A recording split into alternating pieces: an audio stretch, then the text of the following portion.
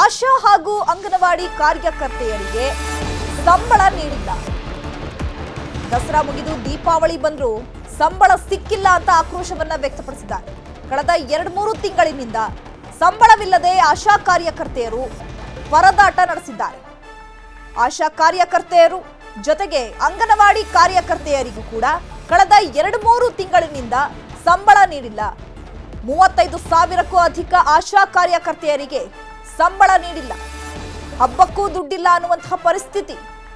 ಈಗ ಆಶಾ ಕಾರ್ಯಕರ್ತೆಯರು ಅಂಗನವಾಡಿ ಕಾರ್ಯಕರ್ತೆಯರು ತಮ್ಮ ಅಳಲನ್ನ ತೋಡ್ಕೊಳ್ತಾ ಇದ್ದಾರೆ. ಯಾಕಂದ್ರೆ ನಾವು 2-3 ತಿಂಗಳಿನಿಂದ ಸಂಬಳ ಇಲ್ಲದೆ ಕೆಲಸ ಮಾಡ್ತಾ ಇದ್ದೀವಿ. ಈಗ ದೀಪಾವಳಿ ಹಬ್ಬ ನಮಗೆ ದೊಡ್ಡ ಹಬ್ಬ. ಆ ದೀಪಾವಳಿ ಹಬ್ಬವನ್ನ ಸೆಲೆಬ್ರೇಟ್ ಮಾಡೋಕ್ಕೂ ಕೂಡ ನಮ್ಮ ಹತ್ರ ಹಣದ ಕೊರತೆ ಇದೆ, ನಮ್ಮ ಹತ್ರ ಹಣ ಇಲ್ಲ.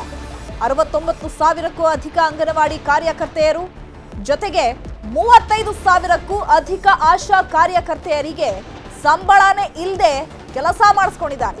ಹಬ್ಬಕ್ಕೂ ದುಡ್ಡಿಲ್ಲ ಅಂತ ಆಶಾ ಅಂಗನವಾಡಿ ಕಾರ್ಯಕರ್ತೆಯರು ತಮ್ಮ ಅಳಲನ್ನ ತೋಡ್ಕೊಂಡಿದ್ದಾರೆ. ಈ ಬಗ್ಗೆ ಮತ್ತಷ್ಟು ಮಾಹಿತಿಯನ್ನು ಕೊಡ್ತಾರೆ ನಮ್ಮ ಪ್ರತಿನಿಧಿ ಆಶಿಕ್ ಮುಲ್ಕಿ. ಫೋನ್ ಸಂಪರ್ಕದಲ್ಲಿ ಜಾಯ್ನ್ ಆಗಿದ್ದಾರೆ. ಆಶಿಕ್ ಮುಲ್ಕಿ, ಆಶಾ ಕಾರ್ಯಕರ್ತೆಯರು ಜೊತೆಗೆ ಅಂಗನವಾಡಿ ಕಾರ್ಯಕರ್ತೆಯರಿಗೆ ಈಗ ಎಷ್ಟು ತಿಂಗಳಿನಿಂದ ಸಂಬಳವನ್ನ ಹೋಲ್ಡ್ ಮಾಡಲಾಗಿದೆ? ಯಾಕೆ ಸಂಬಳವನ್ನ ಕೊಡೋದಕ್ಕೆ ಸರ್ಕಾರದ ಬಳಿ ಹಣ ಇಲ್ವಾ?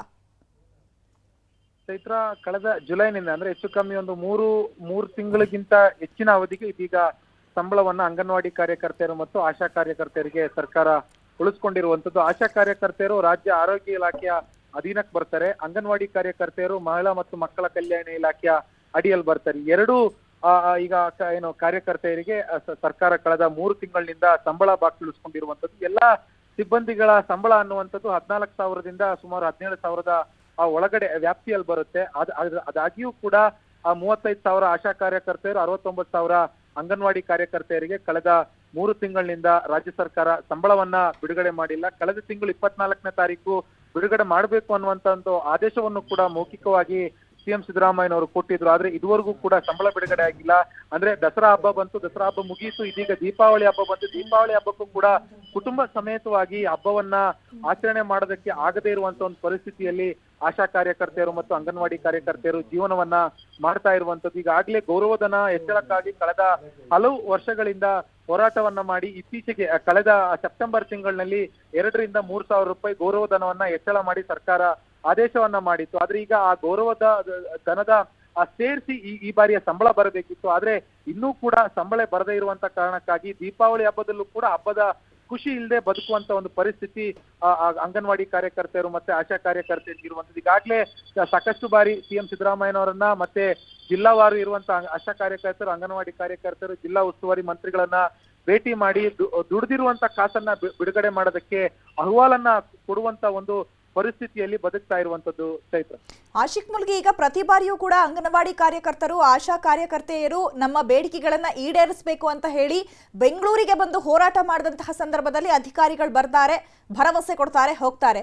ಈಗ ಭರವಸೆಯಾಗೇ ಉಳಿದಿದ್ಯಾ? ಈಗ ಸಚಿವೆ ಲಕ್ಷ್ಮಿ ಹೆಬ್ಬಾಳ್ಕರ್ ಅವರ ಗಮನಕ್ಕೆ ಈ ವಿಚಾರ ಬಂದಿದ್ಯಾ? ಅವ್ರು ಏನಾದ್ರೂ ರಿಯಾಕ್ಷನ್ ಕೊಟ್ಟಿದ್ದಾರಾ ಈ ವಿಚಾರಕ್ಕೆ? ಕಳೆದ ಸೆಪ್ಟೆಂಬರ್ ಆರಂಭದಲ್ಲೇ ನಮಗೆ ಸಂಬಳ ಆಗಿಲ್ಲ ಅನ್ನುವಂಥದ್ದು ಆಶಾ ಕಾರ್ಯಕರ್ತೆಯರು ಸರ್ಕಾರದ ಗಮನಕ್ಕೆ ತರುವಂತ ಪ್ರಯತ್ನವನ್ನ ಮಾಡಿದ್ರು. ಹೀಗಾಗಿ ಕಳೆದ ಸೆಪ್ಟೆಂಬರ್ 24 ಮತ್ತೆ ನಿಮ್ಮನ್ನ ಮಾತನಾಡಿಸ್ತೀನಿ. ಜಯಮ್ಮ ಅಂತ ಅಂಗನವಾಡಿ ಕಾರ್ಯಕರ್ತೆಯರ ಸಂಘದ ಮಹಿಳೆ ಅವರು ಫೋನ್ ಸಂಪರ್ಕಕ್ಕೆ ಸಿಕ್ಕಿದ್ದಾರೆ. ನಮಸ್ತೆ ಮೇಡಮ್. ನಮಸ್ತೆ ಮೇಡಮ್. ಮೇಡಮ್, ಎಷ್ಟು ತಿಂಗಳಿನಿಂದ ನಿಮ್ಗೆ ಸಂಬಳ ಕೊಟ್ಟಿಲ್ಲ? ಈಗ ಅಧಿಕಾರಿಗಳ ಗಮನಕ್ಕೆ ನೀವು ತಂದಿದ್ದೀರಾ, ಹೇಗೆ? ಮೇಡಮ್, ಏನಂದ್ರೆ ನಮ್ಮ ಸಂಬಳ ನಮ್ಮ ಆರಂಭ ಆದಾಗಿಂದ ಕೂಡ ಸಮಸ್ಯೆ ಇದೆ. ಯಾಕೆಂದ್ರೆ 3 ತಿಂಗಳಿಗೆ ಒಂದ್ಸರಿ ಅವರು ನಮ್ಗೆ ಅನುದಾನ ಬಿಡುಗಡೆ ಮಾಡ್ತಾರೆ. 3 ತಿಂಗಳು ಬಂದು ಕೊಡೋಷ್ಟರಲ್ಲಿ ಮತ್ತೆ 3 ತಿಂಗಳು ಸಮಸ್ಯೆ ಆಗ್ಬಿಡತ್ತೆ. ಕೆಲವು ಜಿಲ್ಲೆಗಳಲ್ಲಂತೂ ಬೇಗ ಅನುದಾನ ಬಂದಿದೆ ಅಂತ ಹೇಳಿ ಕೊಡ್ತಾರೆ, ಕೆಲವು ಜಿಲ್ಲೆಗಳಲ್ಲಿ ಆಗೋದೇ ಇಲ್ಲ. ಈಗ ನೋಡಿ, ಚಿಕ್ಕಮಂಗ್ಳೂರ್ ಆಗಿರೋದು, ಬೆಂಗಳೂರಲ್ಲೂ ಕೂಡ ನಮ್ಗೆ 6 ತಿಂಗಳಿಂದ ಬಾಡಿಗೆ ಆಗಿಲ್ಲ, ಪೇಮೆಂಟ್ ಗಳಾಗಿಲ್ಲ ಇನ್ನುವೆ, ಮತ್ತೆ ಬೀದರಲ್ಲಿ ಆಗಿಲ್ಲ. ಹೀಗೆ ಒಂದೊಂದ್ ಜಿಲ್ಲೆನಲ್ಲೇ ಒಂದೊಂದ್ ರೀತಿ ಆಗ್ತಿದೆ ಮೇಡಮ್. ಒಂದ್ ಅರ್ಧ ಜನಕ್ಕೆ ಸಂಬಳ ಆದ್ರೆ ಅರ್ಧ ಜನಕ್ಕೆ ಆಗಲ್ಲ. ಆದ್ರೆ ಅಲ್ಲಿ ಏನು ತಾಲೂಕ್ ಪಂಚಾಯತಿಂದ ಇದು ಬಂದಿದೆ, ಫಂಡ್ ಬಂದಿಲ್ಲ, ಇನ್ನು ಅನುದಾನ ಬಂದಿಲ್ಲ, ಬಂದಾಗ ಕೊಡ್ತೀವಿ, ಬಂದಿದ್ದೇನೆ ಈಗ ಮಾಡ್ಬಿಡ್ತೀವಿ ಅಂತ ಹೇಳ್ತಾರೆ. ಮೊಟ್ಟೆ ಹಣ ಕೂಡ ಪ್ರತಿ ತಿಂಗಳು ಬರ್ತಾ ಇಲ್ಲ, ಬಾಡಿಗೆ ಹಣ 6 ತಿಂಗಳು ಆಗ್ತಾ ಇದೆ, ಬಾಡಿಗೆ ಬರ್ತಾ ಇಲ್ಲ. ತುಂಬಾ ಕಷ್ಟ ಆಗ್ತಿದೆ ಮೇಡಮ್. ಬಾಡಿಗೆ ನೀವು ಜೀವನ ನಿರ್ವಹಣೆಗೆ ಏನ್ ಮಾಡ್ತಾ ಇದ್ದೀರಾ ಮೇಡಮ್?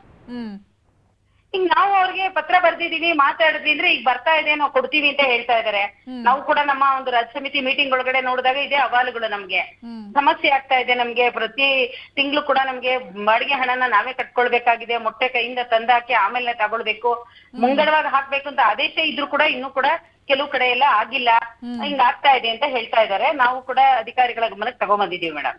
ಓಕೆ, ಥ್ಯಾಂಕ್ ಯು ಮಾ ನ್ಯೂಸ್ 18 ಜೊತೆ ಮಾತನಾಡಿದ್ದಕ್ಕಾಗಿ. ನೋಡೋಣ, ಈಗ ನಾವು ಕೂಡ ಅಧಿಕಾರಿಗಳ ಗಮನಕ್ಕೆ ತಂದಿದ್ದೀವಿ, ತರ್ತೀವಿ, ಫಾಲೋ ಅಪ್ ಕೂಡ ಮಾಡ್ತೀವಿ.